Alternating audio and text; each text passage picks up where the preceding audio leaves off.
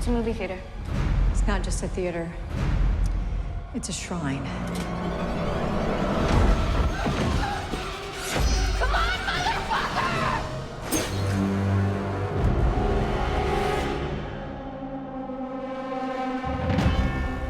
When we were in that set, we were in there all day, every day for days, and it took me a long time to see every single drawing, every knife, every robe. Definitely was a walk down memory lane. You just remembered all of it, from the garage door opening, you know, just everybody. Oh yeah, that's how they died. And oh yeah, I forgot about that. And look at that, that's the phone. And it was great. It was really clever to set it in a museum of all the other screams. Oh, it's just like everything that you love so much about being a fan, all the pieces of nostalgia, it made me want to watch all the movies over again. Chad, this is Uncle Randy's. They've got everything. Ghostface literally says at the beginning, who gives a fuck about movies? This is gonna be about the real killings and the real killers and stuff like that. And so it's not memorabilia from Stab, it's memorabilia from the other Scream films and what's come before. And we sort of loved the delineation between those two things. The original draft, it was a warehouse. I think it was a warehouse. And what's so great about our directors is they really foster this collaborative environment. It's one thing we have a very high priority here is to create a work environment which is safe. Sorry, Jenna, we used to take one step out just for this to point there. And it's built on trust and respect, and everyone gets to express ideas, and nothing is locked in stone. And so we just let loose on, well, what else could this be? Guy and Jamie wrote this great shrine in the script, but it was originally a warehouse. Michelle suggested a theater could be really cool. We loved that idea. We brought it to Guy and Jamie. They were like, oh, that's fucking great. That then led to the idea of there's something on the screen, which then leads to the idea of who the family is. I mean, it's just a good example of how all of the departments working together and trusting each other and loving a good idea no matter where it comes from just raises everything up and makes everything better. It's a real theater. It's actually in operation, and it just had a fantastic look. And it references Scream 2, and it's a movie theater. Scream is a movie about movies, and so it really fit in thematically, and just visually, it was fantastic. Is that the knife I was stabbed with? Seeing photos of Sam in there, seeing photos of Mikey Madison, who was, you know, my best friend and Ghostface in the last film, it was kind of touching or almost a little bit emotional walking into the theater for the first time. And I don't know, I think we all kind of got chills. We saw it in the early morning too, so there's something about a theater first thing in the morning. It smells different, it's cold, it's just everything about the atmosphere was so fitting.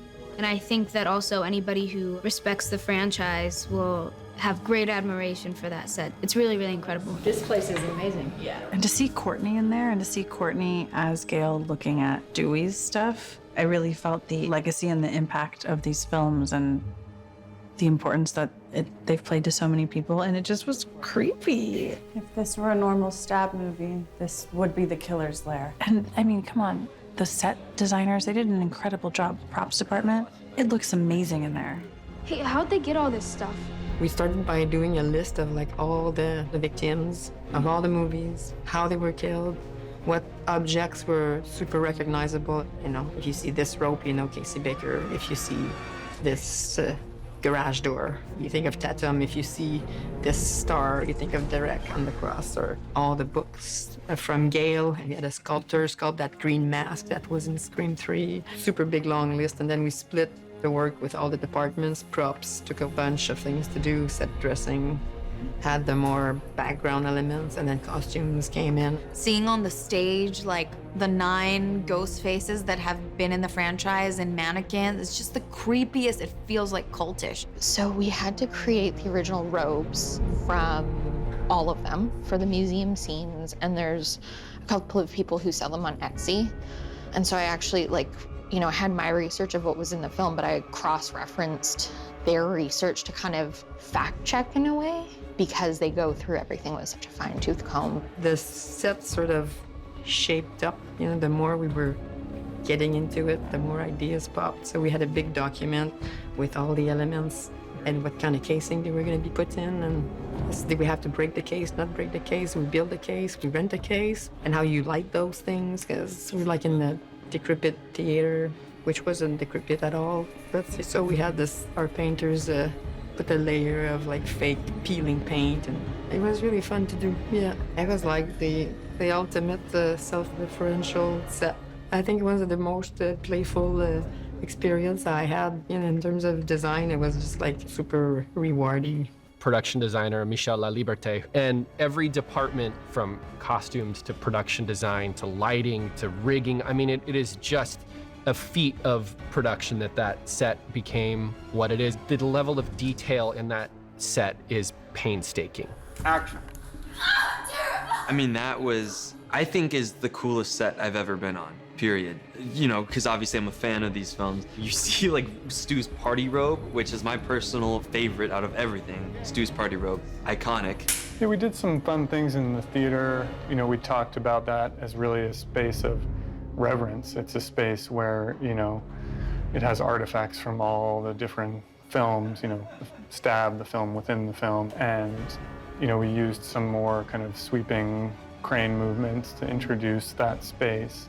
Just really trying to give it that scope and scale and feeling like, you know, haunting and beautiful at the same time, and just has so many ties to the past. And then she raises up and gets him in the mouth. Matt and Tyler, our directors, you know, they're huge fans of Wes. I think Wes was a huge inspiration to them just in their directing career alone. But they are so visual. They're such great people. They're so open, and yet they know exactly what they want. They just keep elevating it, and they don't ride on their laurels of last time it was such a great film.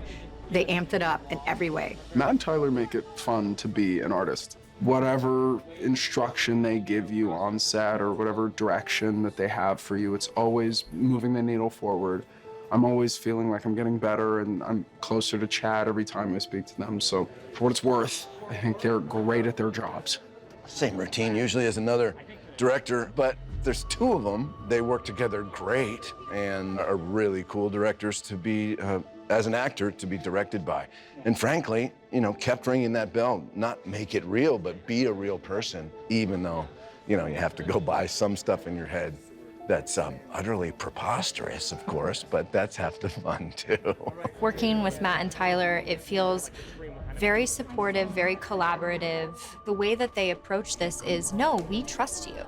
We vetted you, we put you through the ringer to get this job, and we trust you now. So give us your input. Let's work on this character. Let's build this character.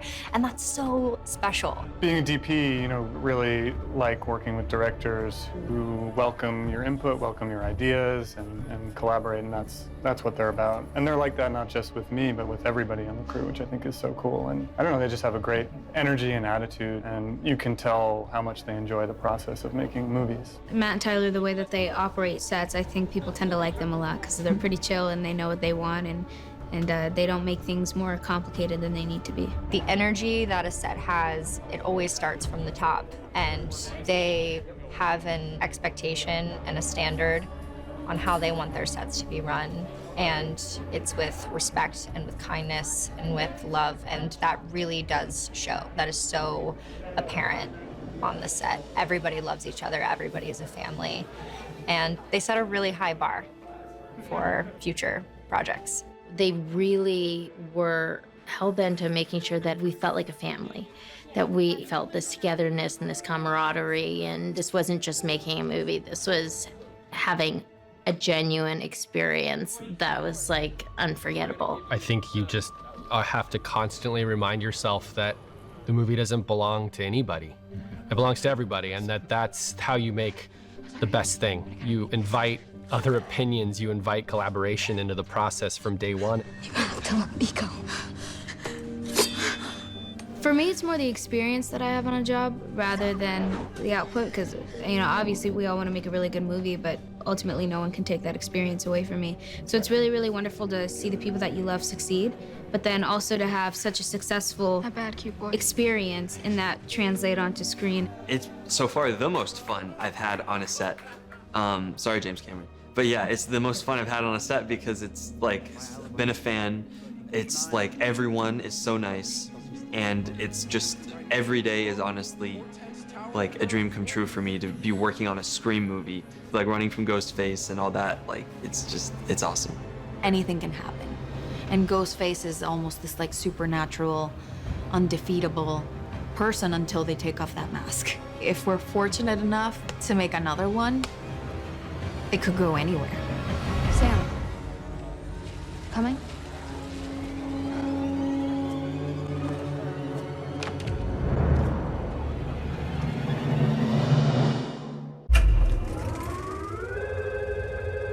What's your favorite scary movie? Somebody call 911!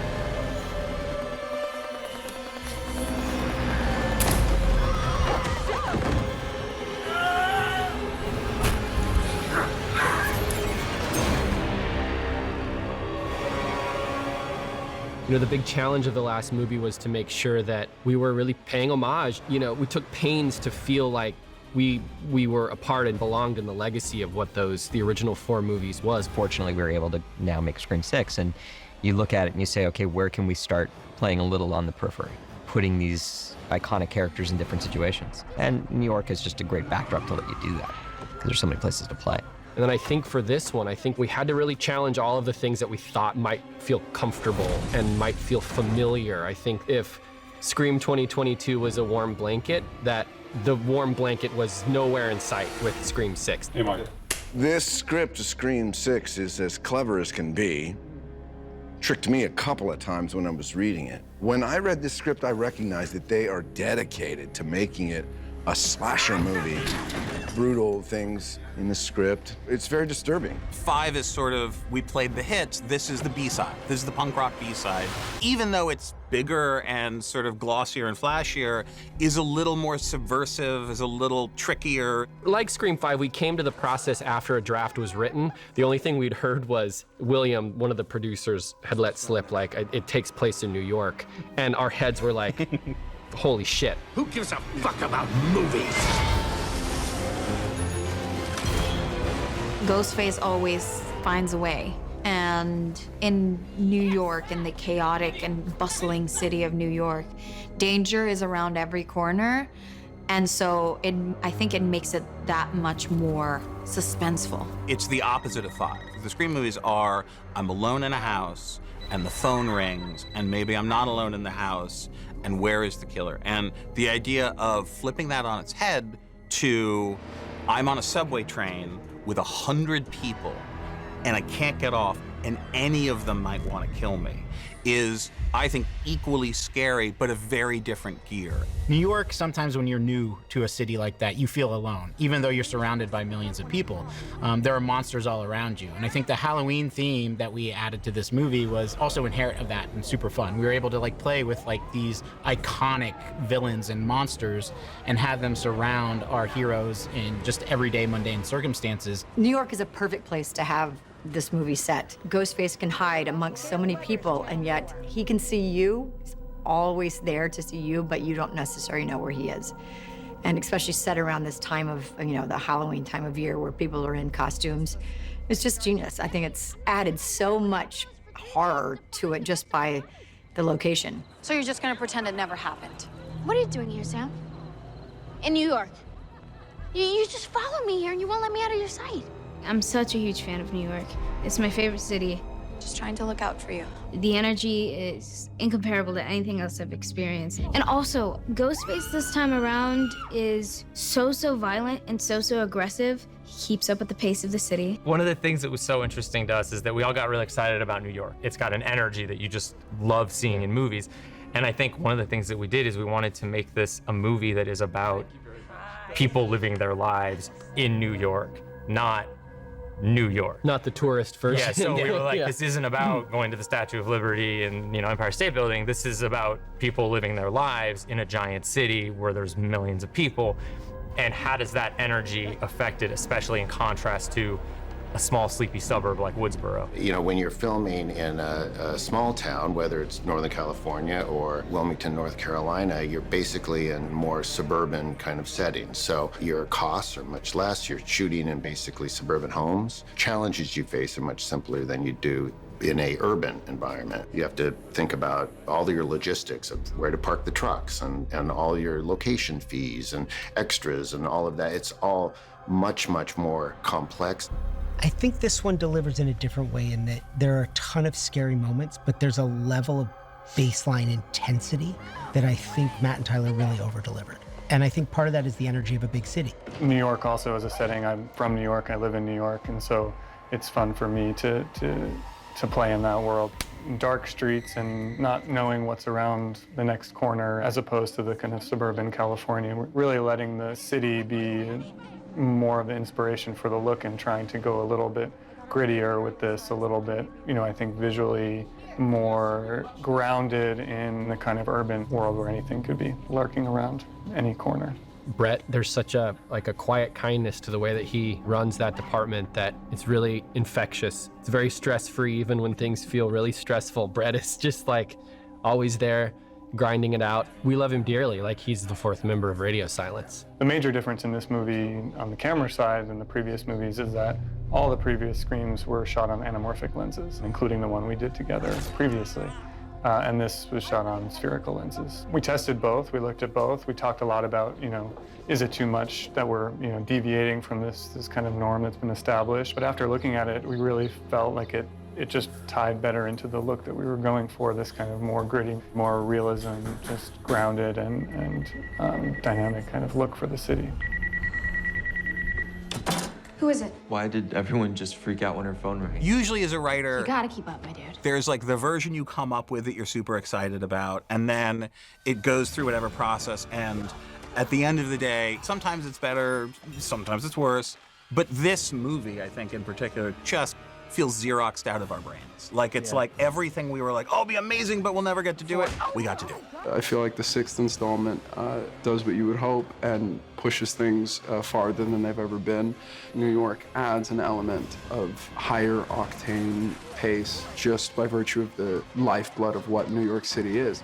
It's one thing to be in a small town, which has its own sense of creepiness and nowhere to run, nowhere to hide. But then when you're in a big city, there's a completely different version of there's nowhere to run, there's nowhere to hide. There's so much more you can do with the killer. There's so many more places to hide, so many more opportunities and ways for the killer to get creative and kill you, When you have big buildings, big tall buildings, you have heights, you have verticality, you can drop people from great heights. And as soon as we came up with New York, I feel like Subway was like you and I both were like, and they're gonna be on the subway. Yeah, we're like heights, subway. Yep. The city feels more dangerous because everywhere that they go, at every corner, On the street, in the subway. in parks, wherever they are, there's a lot of people. The killer could be anybody.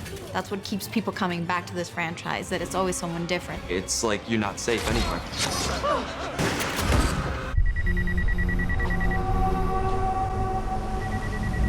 What the fuck? Don't pick that up. Just let it ring. Sam. Who is this? Hello, Samantha. Did you miss me? I want you to think long and hard about whether you really want to do this. Because the last two people that fucked with us ended up dead. There are really great characters in these movies. A lot of other slashers are always about the killer. Scream is about the survivors. Safety in numbers. This would be so fun, a little slumber party with the Core 4. Core 4? Yeah. Did you just give us a nickname? We love the Core 4. I think one of the things that we all reacted to when we read the draft for the first time, one of the things that didn't change much from the first draft to the shooting draft was this idea of the Core 4. And, for us, there's something in this movie specifically, but I think we kind of do it in all our movies, but this one, we really lean into this idea of they're sort of secret feel-good movies. In this one, the Core 4 was that kind of ingredient for us. Core 4, up top. No. Down low. Get that away from me. And the actors who play the Core 4 had become really close friends of ours, and so watching that relationship between them and with all of us together kind of evolve over the course of both movies is something just really special that I don't think we were expecting, and that I think you feel when you're watching the movie. It's always a gift to be able to join something that you grew up watching. I was a fan of Scream. I grew up watching the movies and admiring these actors and then being able to step in and act alongside them is surreal, but then also like coming in with a character that is related to one of the OGs is insane. Kind of the point of Five was a passing of the baton from one generation to the next, and we just fell in love with those core four characters. And we knew the actors now, and we'd seen them perform, and so it was easier to write for them and play to their strengths. We just wanted to capture a real evolution of those relationships, particularly with Sam and Tara. Sam is written so well. She has a whole backstory because there's 25 years of movies that she can draw from, history that belongs to her, that is in her in some way, because her father was the origins of it all. Yeah, Tara's definitely not your typical final girl. It's been really fun kind of exploring her more this film, just because I feel like I'm pulling out different character traits or trying something new. I love that she's a bit more in touch with her feminine side. I love that she's a bit more sensitive. And I think that that's really cool because oftentimes there's the stoic, strong, badass, you know, almost bad girl, which is also wonderful too because Melissa gets to be that and we get to go off of each other. I think everybody understands that feeling of being willing to do absolutely anything to protect the ones that you love. That's not always expressed in horror. You know, a lot of times it's every man for themselves. Suspicious new characters brought in to round out the suspect list and/or body count. Check, check, and check. I don't like this. Moving the core four from Woodsboro to New York feels very of the moment and of their generation. Like, I don't know that many young people who want to stay in their small town. And putting them in New York gives them more opportunities, obviously, to be slashed and murdered, but also gives them more opportunity to expand their friend group and have more diversity in their circle and be exposed to more ideas and thoughts. Yeah, the trauma follows them, as trauma does follow people of color everywhere we go. You better include that. It's true. I think the perspective that each of these actors brings, you know, comes from their lifelong experiences. And the more perspectives you can have, you're always going to benefit. And I think, you know, especially in a movie that's taking place at a college, you want it to feel real and you want it to feel organic to the storyline. I don't feel like any of the casting decisions were made because there was some mandate to do it. I think it was, you know, number one, the best actors we could find.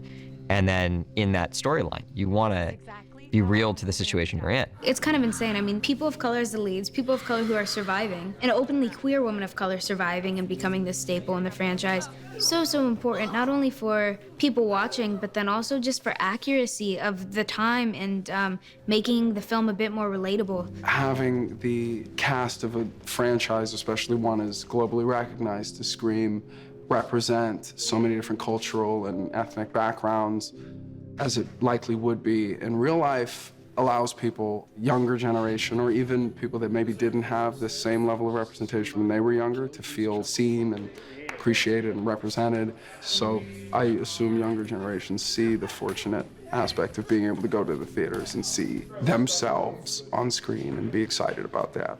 I mean, I'm sure they exist somewhere, but I can't think of a final girl duo that are sisters, you know? But I think it's cool to have two Mexican sisters at the end of the thing, especially because there's a huge Mexican horror community. It's such a big deal there, which is cool because then they get to see themselves, you know? Mexicans are watching. Do either of you have anyone that might want to target you?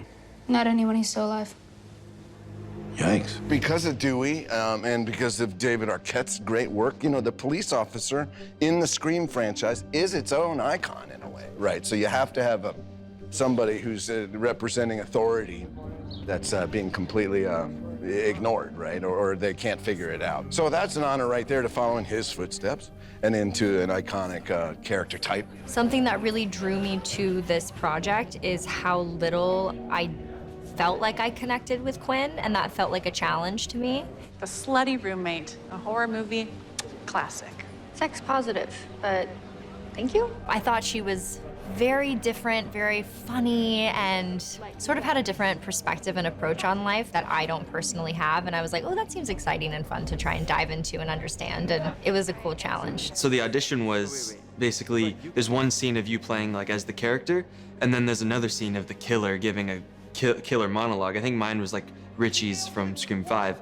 And it was just awesome to just like go back and forth with the directors, different ways to do it as like the killer. But I think they did that for every character. I think they had them all read that speech as if they're revealing that they're Ghostface. because I think at the time they didn't even know who was gonna be Ghostface. So they needed to know that everyone that they hired could do that. Yeah, we had everyone read a killer monologue. I will say there were some people who read a killer monologue for their audition, and we were like, fuck, I kind of wish they were the killer. Josh Segarra. Josh Segarra did a great killer. His killer monologue was great. Then don't trust anyone. Not your friends, not me, not anyone. I didn't even read the script before I auditioned for this. I don't think any of us were allowed to. They were all secretive about it. But no, you knew the franchise and you knew what you were jumping into. And you know, they built something gorgeous before I got here. They built this beautiful house. So you're telling me I get to just come and hang out in your house? Maybe when I first got here, seeing all the Ghostface masks, it's a trip, man. I mean, what's not to dig about a horror movie? You know, you gotta shoot a couple of these in your lifetime. My character, Annika, is dating Mindy. She is, I'm gonna say, born and raised in New York. She's just really cool and is a great addition to the group. And it's nice to see a gay relationship in a Scream franchise like this. And I love it. I'm so happy to be a part of it. When did they start letting children into the FBI? I'm 30. Okay, well, you look like a zygote. Coming from a fan who loved the previous movies to work with Courteney and Hayden, not only are they legends in the Scream universe, but also just in acting in the industry, they're awesome. So, I mean, it was just really like a pinch me moment to work with them. And we always talked about Kirby. Even when we were writing 5, we talked about, is there a place for her in this movie? Because Wes Craven had gone on record, said he didn't think she was dead. He would have, you know, so that kind of, I think, for us, felt like it gave us permission. There wasn't really room for her in 5, but with this, we really wanted to bring her back, and we wanted to bring her back not just as a cameo or, you know, a nod to it. We wanted to bring her back in a real way. And we had a lot of conversations about who she would be now. And Guy wrote this wonderful line in the movie is that I, you know, didn't want to be afraid of monsters anymore. I wanted the monsters to be afraid of me.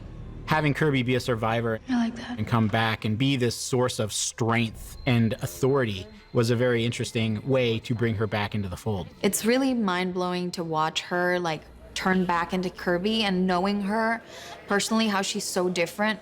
She's just so good. I was trying to figure out, you know, how after so many years to bring Kirby back while keeping her Kirby, but having moved on to a different time in her life. She's such a lovable character and such an iconic character that I wanted to make sure to keep in every small piece of her, every detail that doesn't change as you get older. Because even though like somebody grows up and gets a gun, like we don't always feel like we have earned our place as an adult. Like, I feel like I still am the same person I was when I turned 21 on Scream 4. And, you know, I'm about to turn 33, and I don't feel like that much time has passed. So I felt like it made it a lot easier. Hayden is just incredible, and it was so fun to have her around and for her to tell us stories of her experience shooting the 4th one, and her being so excited to come back. And Kirby comes back as a fan favorite. Like, Kirby's back because fans love her character, and she gets to like play this, is she, isn't she, like, is she on their side or is she not? There's also the scene between her and Jasmine. We were always like, oh, someone's gonna ask to cut it. That scene where they sit at the edge of the stage. I hear you're a horror fan.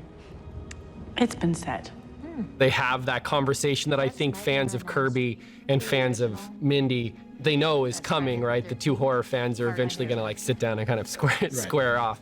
And it was the one scene that we're like, fuck, they're gonna ask us to cut this, they're gonna ask us to cut this. We moved it to like 3 different places in the script. And we're so glad that it lives in the movie because it's such a great moment for those two characters, but it's also just such a great example of why we love Hayden and why we love Jasmine. They're so charming and wonderful in that scene, and we're so happy that it made it through all the cuts. Do you ladies think you're the reason that Ghostface Killer has come to the Big Apple? As a fan, I think that's the importance of the legacy characters in 5 and 6, because there had been such a long time between 4 and 5. It's important to us to let the longtime fans know this is still the same franchise. These are still the same movies that you've loved. They didn't go away. We're not rebooting. So it felt imperative to have a connective tissue between those first 4 movies and the ones we're doing now. Seeing Gale Weathers on screen matters. As a newer actor who's obviously been watching Courteney since I was a kid, really. I've been a fan of her work since Friends. There's definitely some nerves, when you know you're about to meet someone so talented and so cool and someone you admire so much. And she could not be more down to earth and cool, especially when you're walking into something that's already built and you're the new person coming in. She welcomes you with open arms. She welcomes you into the family. In the last movie, it was so emotional that the snobbiness and the snarkiness that is so characteristic of Gale, being sarcastic and all of that humor, wasn't there, and this time she's back with that. The writers are incredible, and it's so scary, and I'm so excited that Gale Weathers was back in it, and she's evolved so much since the very beginning. Gale was very aggressive and only out for herself, and then you see a softer side of her around Scream 3 or something, and then this particular one, I think she got a bit of her edge back. I personally love that in this movie, Gale and Sam grow closer, and they have a lot of like really cool moments where Gale reaches out to Sam and like tries to make her feel better and tries for Sam to see how similar they are and that they can take care of each other. You keep going. And maybe you find another loner, and you look after each other. And I love doing that because I love Courteney, and so those scenes with her felt very like natural for us to do. That character, Gale, having lost such a significant, part of her life in that last movie, that we knew that there was gonna be something really interesting to explore with that. And because Gale is such a specific character, exploring the very Gale way of dealing with that was something that was really exciting to us. And we also, credit to Guy and Jamie, we knew it was time for Gale to have her call with Ghostface. That, I think, is one of our favorite sequences in the movie, and it's all Courteney. We shot that for 4 splits, which is, half day, half night. Long shoot, tons of stunts, and she... Our longest day as a shoot. For sure. Yeah, she absolutely brought it like only Courteney can. She's incredible. Fuck you!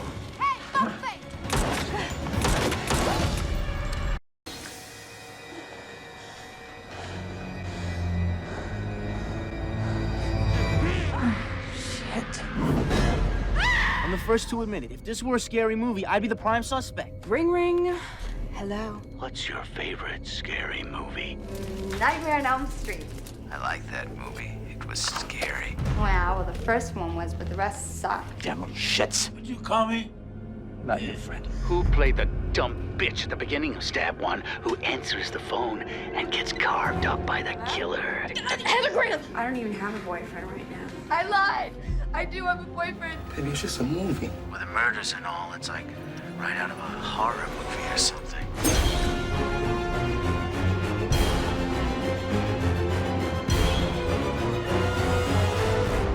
I think slashers just never go away. I think they're just always going to be popular. I think it's something primal. Everyone I know has had the dream of, I'm being chased and I can't run quite fast enough to get away. So it just sort of gets down deep to, what if someone really was trying to kill me and I can't talk my way out of it, I can't bargain my way out of it. There's nothing I can do but rely upon my wits to hopefully physically survive.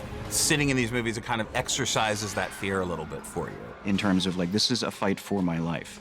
And I think that's something that you can, as an audience member, experience vicariously, and it makes you feel like you've survived something when you leave the theater. I think getting that rush of fear must release some sort of dopamine or something, because people are addicted to it, just like going on a roller coaster, or people want to jump out of airplanes. I think it just is a heightened emotion that gives you a thrill. We sell this costume every 5 and dime in the state.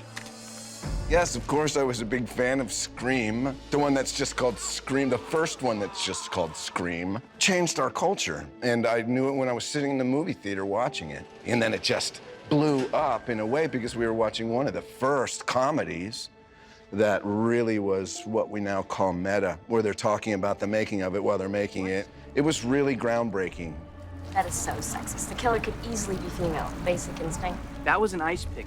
Not exactly the same thing. The thing that's so great about the Scream franchise is it's so meta and self-referential. This is standard horror movie stuff. You know, a lot of times the things that you might put on camera that would feel very kind of on the nose, they were totally game for and into. So including a lot of little nods to the original and just previous films in general. You have a movie that can talk about the movie in real time.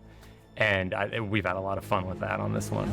So much of what we loved about the original 4 is that, we talk a lot about how those movies were sort of gateways into the genre for us. And it wasn't just about falling in love with one movie, with the original Scream. It was also falling in love with all of the movies that movie was referencing. And it became sort of an encyclopedia in so many ways, and an entry point for us into the genre, and anybody who watches it into the genre. So I think there's an opportunity in that for us now, on Scream 5, Scream 6, to continue to do that, to, not only make a movie for fans of the franchise, but make a movie for newcomers and create the same sort of window into the horror universe that we had watching the original with these new films. This is Tori Spelling, starring in the new film, Stab. My mom's dead and she's never coming back. Your mom left town. She's not lying in a coffin somewhere. Okay, I'm sorry. At least you get David Schwimmer. I'm starting to see why Tori Spelling and David Schwimmer didn't want to come back. I want to be in the sequel. Are you suggesting that someone's trying to make a real-life sequel? Because let's face it, baby, these days, you gotta have the sequel. I want to do that. Sequels suck. Not only are the meta aspects of it prevalent in this one, I think there's a little bit something for everybody in a Scream movie. I think if you're a traditional slasher fan, you get the slashing and the gore. But then the hidden gem of all Scream movies is the whodunit element. And I think right now in popular culture and in what people are watching, they're loving the mystery element and discovering who did it and pulling apart the layers of the onion that way. God damn it. I got it wrong again. And then on top of that, you have a little bit of levity involved inside of the terror and the emotion and everything else that's going on. Fuck this franchise. It became a very playful thing to do, just to find Easter eggs and like the colors of the cups, and the frat house being the same as the ones too, and Billy were using in the first Scream, and just like trying to bring a bunch of little mini things to connect all of the projects, all of the films together in our world. So it was kind of fun. At the beginning, our decorator, Suzanne, didn't know anything about the franchise either, our props person either, and we were all like, what is this, And they all became experts of looking for little things. And then from the films, but also from like other horror films, to try to bring stuff in there that, creates some seeds for a couple of fans to pick up on. I mean, if like 2 people see, we won, I thought in the movies. Forget about the movies don't matter. It makes it more interactive. You can't just sit back and like complacently watch the film. Like you have to be very aware of like all these details of what's going on. It's just like throwing more curveballs, at you, but it also makes it more of an interactive experience. It makes, as a fan, it's just more fulfilling. There are certain rules that one must abide by in order to successfully survive a horror movie. Someone's out to make a sequel. The body count is always bigger. Trilogy rules. You got a killer who's gonna be superhuman. Oh my God, he's making a requel. Death scenes are always much more elaborate. Not quite a reboot, not quite a sequel. Anyone, including the main character, can die. New main characters, supported by and related to legacy characters. If you want your sequel to become a franchise, never, ever, under any circumstances, say, I'll be right back. I'll be right back! It's fun because the things we're commenting on, we're not criticizing. We're not taking pot shots and going, the tropes are lame. We're just saying that they exist. Yeah. And so crafting these Mindy speeches is always just a blast. Someone is out to make a sequel to the requel. And Jasmine killed it. There was like a 4-page monologue that this queen did, and we were all just like chilling, having a great, nice day, and she was like, doing all the work for us. So it's great. In the last film, I didn't really work with Mason or Jasmine. I just hung out with them. So it's nice to have established that work relationship with them now, or see that side of them. So cool. And Jasmine is one of the funniest people I know. The love I have for that woman is unbelievable, and she knows it. We're in a franchise, and there are certain rules to a continuing franchise. The writing is so good. Those monologues, the last one too, I memorized so fast in like a day or 2. That's been really fun. It's been very educational for me Honestly, I didn't know the rules of horror movies until diving into Mindy, and it's given me more respect for the horror genre in general. But I love doing those scenes because it feels like a day of theater, and I'm a theater kid at heart. I love a big, juicy monologue. And in this movie and the last one, everyone's just gathered around as I'm performing at them all day, and that's fun. It's also meta because she's Randy's niece. And Randy is obviously the one who originally gives the rules of how to survive a horror movie, and then she gives this movie's, lesson on how to survive the movie. It's also just a fun scene to watch because I have like no lines and you just sit back and watch Jasmine just like say 3 pages worth of dialogue. And that's a monologue I could listen to all day because it's just about horror movies and I love horror movies, so. Franchises are just continuing episodic installments designed to boost an IP. It's absolutely bonkers. It's a movie that's a fiction about making fiction, and it's been spitting up its own innards for 25 years. It's fascinating. And of course, someone's gonna pull up a scene that I'm in with Courtney Cox on Friends in 2001. I think Courtney in the second movie did some reference to Friends. Ever since those nude pictures on the internet. It was just my head. It was Jennifer Aniston's body. Like that stuff, I think is always great and appreciated, and our audience loves that. With Scream, especially the first one, literally that script from Kevin and the direction of Wes and all the meta things, the movie basically says, I am going to do a magic trick in front of you, and I'm gonna tell you all the rules. I'm not gonna pretend those rules don't exist. I'm gonna tell you literally all of the rules, and yet I'm still gonna fool you. And you're gonna be laughing during it. But the things you're laughing at that I'm telling you about, I will also then use to scare you later. Like, even though I'm admitting to you that I'm fooling you and doing a magic trick. And so keeping all of those plates spinning is, I think, the biggest challenge, but it's also the thing we love. We are still pinching ourselves. We can't believe that we are allowed to do this. It's just a blast. I never in a million years when I saw Scream on opening night in '96 that I would be co-writing not one but 2 Scream movies. It's a thrill and it's a privilege, and again, as a fan, it's just a dream. This is the moment when the supposedly dead killer comes back to life for one last scare.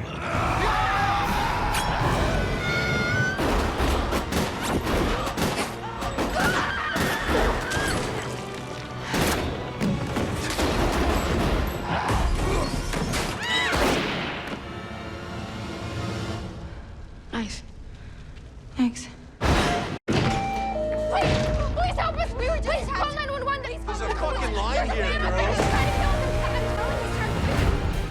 One of the things we wanted to do in this one that we hadn't really had a chance to do in 5 was make sure that all of the kills play out in unexpected ways and in increasingly difficult situations.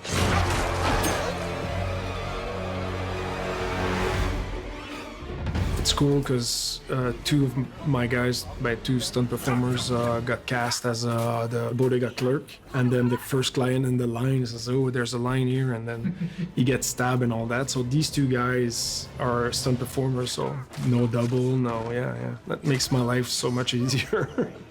We keep joking that this is a secret action movie.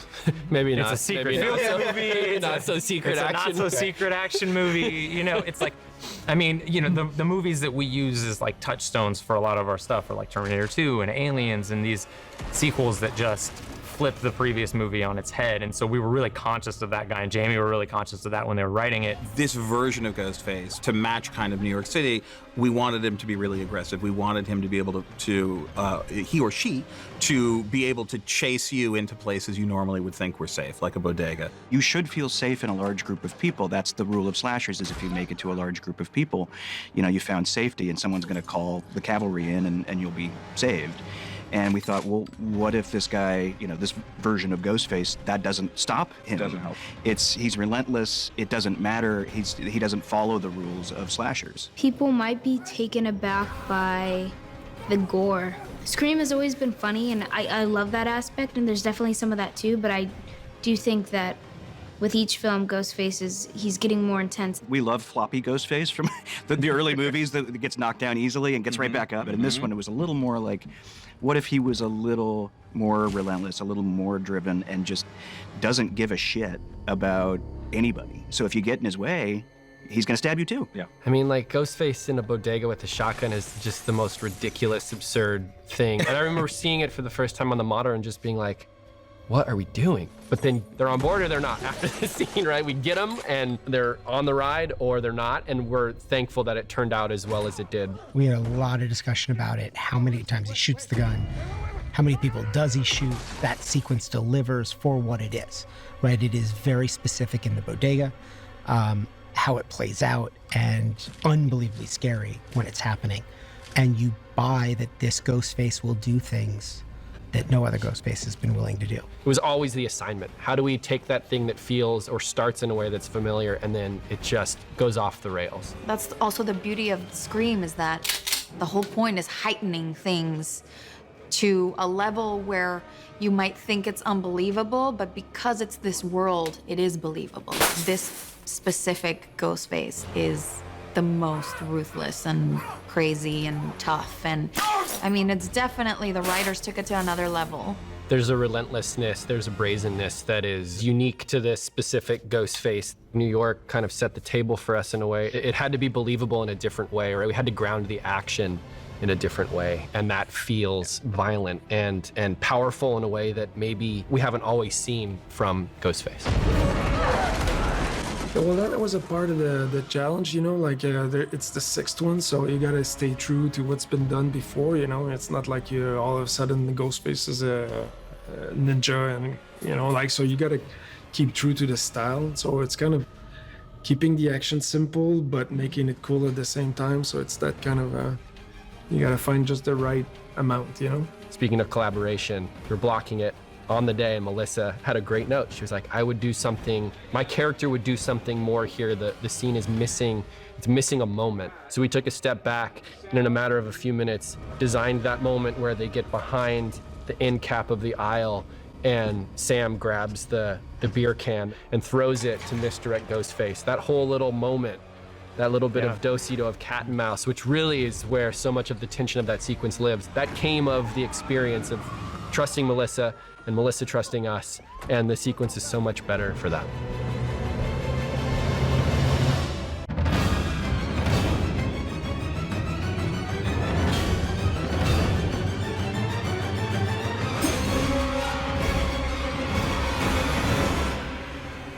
When you look at the entire franchise up into this one, you know, the stunts and effects were fairly basic, very simple.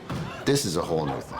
This is on a completely different level. And yes, it's much more like an action film, and it's nonstop. Coming up with the choreography, well, at the beginning, it's always like take as much input from the directors as possible, and then we took maybe 2 weeks to make up like the original stunt choreography, and then run it through the directors, and then like make some changes, and you sit on it for 2 days, and then you're like, yeah, maybe not, let's change this. And that's your kind of rehearsal. Max is a friend of mine. We met on Immortals, and yeah, we've been working together ever since. And Max, he's a stunt performer, but he also does a lot of acting with stunts involved somewhere, but he often gets roles without stunts at all. So Ghostface, even though he doesn't talk or anything, I mean, there's still a performance there, like behind the mask, other than just being like action. So Max has that sensibility to bring that to the table. Run. Our stunt performer, Max, who put on the mask in the road. Oh, fuck. There was like a physicality to the way that he acted in that costume. I mean, his build. Yeah, and I think we knew the second that we were in our, like, the first sequences with him, he was, if the object was get those characters, you know, put them in danger, he was fully committed to that, and it was really exciting and scary to watch on the monitors. After 1 or 2 scenes, we were like, we should be leaning into this more, you know, and really, like, let Max embody Ghostface. It's not an interchangeable thing where it can be anybody under the robe. All of us, I know Matt and Tyler are huge horror fans. I personally, huge horror fan. Every time we shoot a scene, I go, can I have more blood? And it was the first, like, big Ghostface attack that we were shooting. Jasmine, Devin, and I in that room, screaming at the top of our lungs, like we all lost our voices. I want to say it took us like 2 weeks to do that whole apartment attack and then into the ladder scene. I was hurting for the next like week. I had bruises from like here all the way down to my ankle, both legs. You should see your knees. I'm so proud of you. But also I just like didn't want to be done because I was having so much fun. I love it here. The ladder sequence. What you see in the movie is what was written on the page in the first draft. Then when we got into production, we went through a whole kind of, which you do always, you go through painstaking exercise of making sure everything is the right thing. And in that process, we ended up changing it from the ladder to a whole other thing. Out of fear that we wouldn't be able to make. So we wouldn't be able to days, produce the right? ladder, production, etc. And then we hit a point, like very close to production, like 2 weeks out probably, where we were like, hold on, what are we doing? The first draft was great. Why don't we just go back to that? And we called Guy and Jamie and we're like, how do you guys feel about this? They were like, we love it. We loved the ladder. We all looked at each other like, well, we love the ladder. Right. Let's figure it out. Yeah. Let's stop chasing our tails and let's go shoot the fucking ladder. And once we did that whole thing and got there, we were like, right, this is dope for a reason. Yeah. And the simplicity of they are here, they have to get here. It's only, 10, 15 feet, but it's 4 or 5 stories up. But that was the first time when I read the ladder sequence in the script. I put the script down and I called my mom. I said, you wouldn't believe the things that they're doing over here. They're madmen. Matt and Tyler work where they always prefer to be on a practical location. In designing the production plan, I always start with, let's see what we can do practically. Is there a practical location that can work, right? In this particular one, because of the stunts that were involved, you can't actually have actors walk across a ladder 5 stories up. So I knew that we were gonna have to build some of it, but we didn't want to build from scratch. We didn't want to just build a set. So we found locations. We actually found one location, which was back where the ladder is. So we scouted, I don't know how many shafts, and this one was nice because it was open on the street. It was allowing us to do crane work without being in an enclosed area. So technically it was the best option we found, and the owner was super cooperative with us. And we filmed all of the exteriors with stunt people, actually up 5 stories up. On location, we put the ladder in between and we had like the doubles go over, secured of course on a wire. And Annika, we brought her, we had her fall all the way, stopped her maybe 10 feet off the ground. I love doing my own stunts. And I was like, no, put me on the harness. They said absolutely not. If something goes wrong, what are you gonna do? Basically all the actors, they're all in their 20s mostly, so they're all top shape and willing, and sometimes you have to bring them down a little bit because they're too, it's like, oh, hold on. I'm like, okay, fair. So I got a stunt double for that. She's cool. She did a great job, but I was really jealous. And then we recreated the back of that building on a stage, and that's where we had our actors go across so we could do that in a safe way. And they matched perfectly. And the brick was really specific. It's got a little hairline in it, and it's like a texture that we had to mold, take a cast of the actual brick, like a mold, plaster and replicate it in plaster to match our sets to the exterior. So it was like an exact replica of the location. The apartment was on set to allow us to have the actresses go without doubles on the ladder from one window to the other. So it was maybe 10 feet high, and we put a platform with big mats. Because when we shot it in the studio, I did it myself, but I was only falling from it was 4 feet, not 4 stories. Actual actress Annika was doing her own thing of falling. I think if Matt and Tyler could have their way, they would never see a green screen. It's true, we haven't used any of them. There's no visual effects in the ladder sequence other than, removing the safety wires that we obviously had to have for the stunt people and the actors to make sure they were safe. But that's it. So when I say I develop a production plan which reflects the director's sensibilities, that's what I mean. This is their preferences. This is how they make their movies. They love it. Even when we build sets, our sets look and feel as if they're practical locations. Sure. We typically don't use wild walls, and when you open up a door, there's another room behind that door. That's how we build our sets. And yeah, they're a little bit more than maybe another director might use, but we don't have any visual effects. So it all pays off, and it's all real.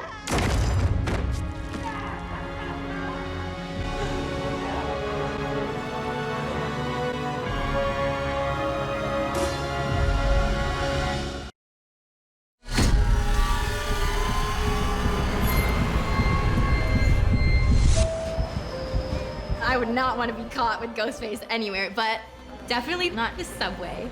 But maybe that's just because I'm like a little bit of a country girl, so the subway alone scares me. So add Ghostface to the subway, it's terrifying.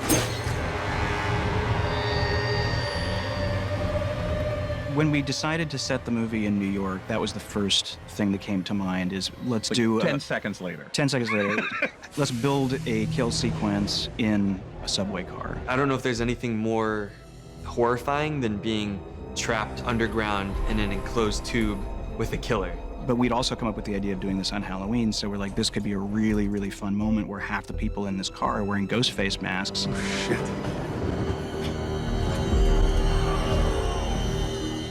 This train sequence was one of the first challenges.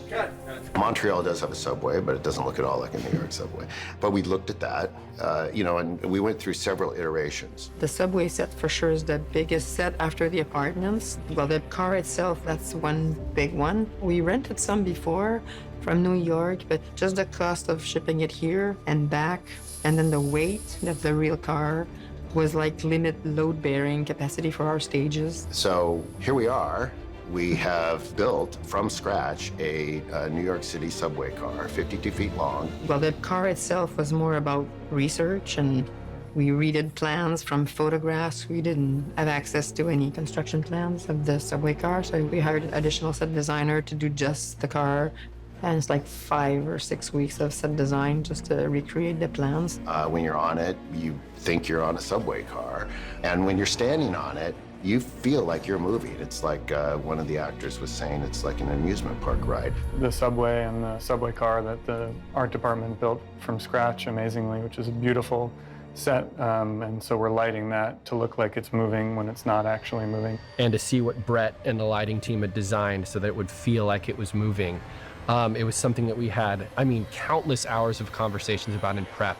And showing up, sitting on that subway with the trans lights moving outside the windows was one of the most surreal moments I think we've had. It felt like we'd been transported to a New York subway and we were sitting on a stage in Montreal. So we have this train car, and then we have a platform, a subway platform. Get your Ghostface ass away from me, Ghostface. Which is a replica of a New York City subway station. And so we built that. The subway car can actually move. And the subway car moves into our train station and out of our train station. So we initially thought that we would have like green screen, we would do a lot of visual effects and comping of backgrounds, and we would have to shoot our own background plates with our extras in Halloween costumes.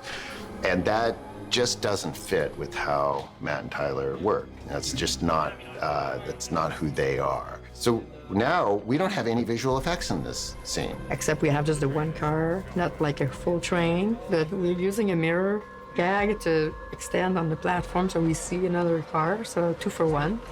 Old trick, I used that once in a movie back in '98 and it was perfect, so I was like, well, let's try the mirror again. So this is either one of the most craziest things that have been done, or it's genius. I'm not exactly sure which. We will see. For me, being from New York and stepping onto that set and really feeling like I'm on the subway in New York is, a testament both to the lighting team and the art department. That's how we know it's a set. There isn't one rat carrying a slice of pizza down that little thing right there. Seeing Matt and Tyler arrive on this set. They had seen pictures of it as it was developed, and obviously involved in the design of it with Michelle. But when they came here for the first time and it had been built, to see the look on their face, their level of enthusiasm and passion is infectious, and everyone just fed off of that. Costume designer Avery is really killing it. All of the costumes in the background. When films are made with a lot of love, it's very, very evident. And when you're able to add bits and pieces, little homages to, the films that everyone loves so much, it's really, really special. I think actually one of the biggest challenges for my department on this project is the subway sequence. I started prepping the subway sequence as soon as we started prepping the film. I wanted the extras outside of the world of the subway to feel super grounded.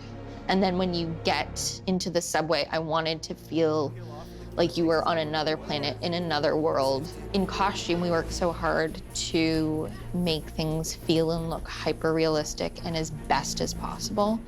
And I've had a lot of moments with my team where I'm like, this doesn't look like a costume that a real person would make. It looks like a costume that a costumer would make. So we've had to really like dial it back and kind of make things feel more grounded and less pretty. I think we're all kind of scared when we're alone or, you know, isolated, but I think we tend to feel some sort of safety in public, even though that obviously shifts with the times, but it's genuinely terrifying, the idea of being able to be surrounded by people and still not safe, which I think, you know, unfortunately resonates. And there's just something there that I think that this movie kind of gets into a little bit that's Yeah, it's a very interesting. contemporary fear in a lot of ways. It's almost nightmare language, being unable to scream for help even though you're surrounded by people, and knowing that, you know, anybody could step up and help you, but no one does. And I think that's the real terror that you want to explore.